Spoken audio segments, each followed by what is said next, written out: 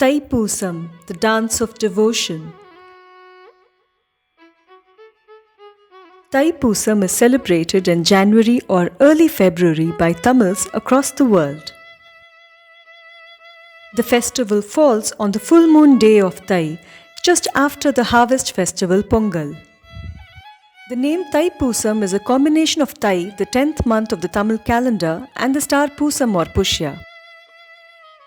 People observe vows to ask for their wants or to show gratitude for good things that have happened.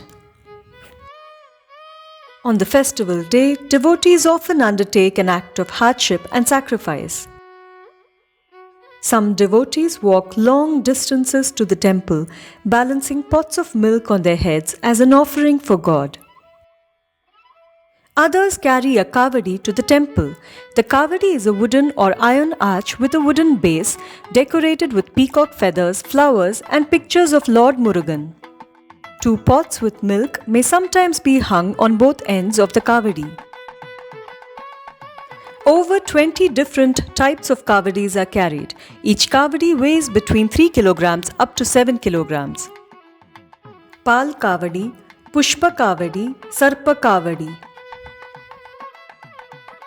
Mail kavadi, Tanga kavadi,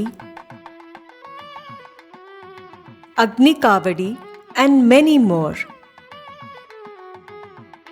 As devotees dance the Kavadi Attam, others sing Kavadi Chindu, special Tamil folk songs written for Kavadi.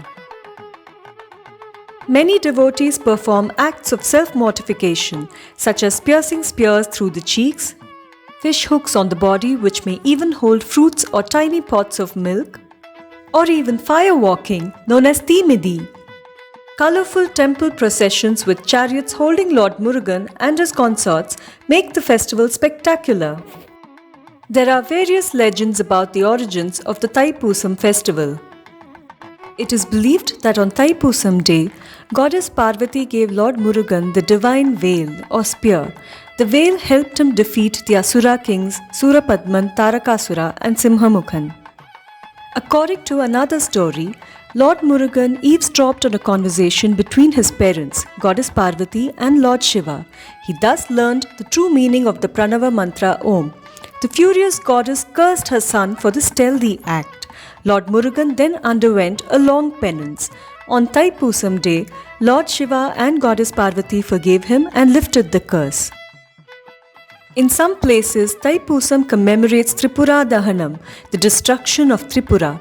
On Thaipusam, Lord Shiva destroyed the magical moving cities of Tripura as well as Tripurasura, the 3 Asura brothers who ruled Tripura.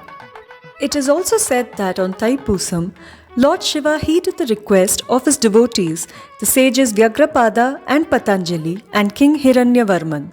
Lord Shiva and his consort Goddess Parvati danced the Ananda Tandavam or the Dance of Bliss in the temple of Chidambaram in Tamil Nadu. Yet another story is connected to Lord Vishnu. Once, the river Kaveri in South India felt jealous of the fame of the river Ganga in the north. Goddess Kaveri prayed to Lord Vishnu and he blessed her with his darshan or vision on Thaipusam. The Kavadi also has an interesting story behind it. Due to a misunderstanding, Lord Murugan in his form as an ascetic and Idamban, an Asura devotee who did not recognize him, waged a fierce battle near Palani. Lord Murugan killed Idamban and later restored him to life on realizing that he was a staunch devotee. He also granted Idamban a boon to guard the temple of Lord Murugan for eternity. Even today, people pray at the Idamban shrine halfway up the hill before visiting the Dandayudapani Swami temple in Palani. The Kavadi represents the 2 hills that Idamban carried to South India.